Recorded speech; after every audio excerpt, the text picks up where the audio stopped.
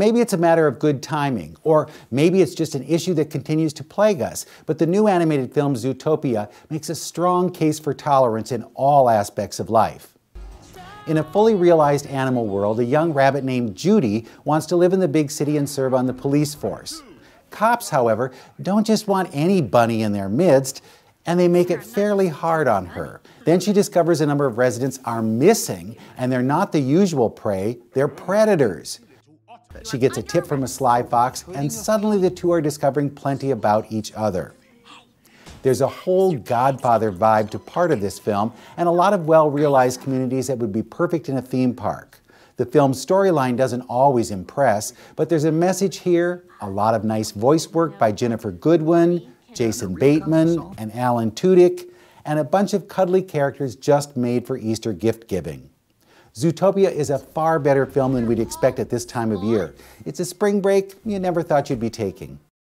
Kabul's first licensed female driver, Gulbahar Yousefi, hits the road in the first... That sucks. That sucks for women. For adults, Tina Fey turns up in Whiskey Tango Foxtrot, a comedy about a journalist covering the war in Afghanistan and Pakistan. Based on the memoir The Taliban Shuffle, it shows just how dangerous and darkly humorous the job was in the early part of the new millennium. Faye plays a newbie who's taken under wing by a British pro, played by Margot Robbie, who introduces her to the finer points of rockets and horny journalists. Like Sarah Palin on Saturday Night Live, Faye manages to finesse the character in a way that we didn't think possible.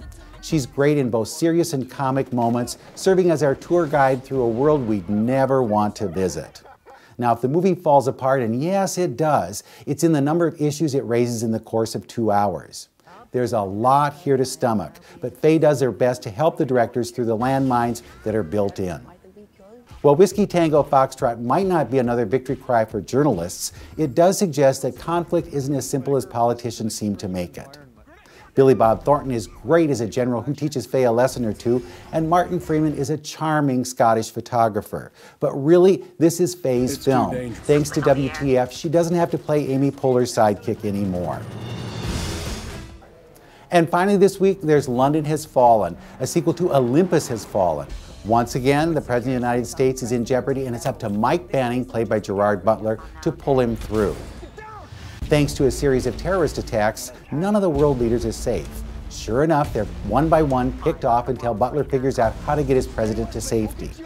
Because this is all about action, London Has Fallen doesn't bother much with politics or purpose. It swaps out substance for style and includes more chases and crashes than anyone short of Bruce Willis has seen in years. London Has Fallen is just what you'd expect. It's Gerard Butler's answer to Taken, and darn if he isn't going to wring every last ounce of blood out of it. This week's winners, Tina Fey and a rabbit named Judy, not some bunny named Gerard. With your movies in a minute, I'm Bruce Miller.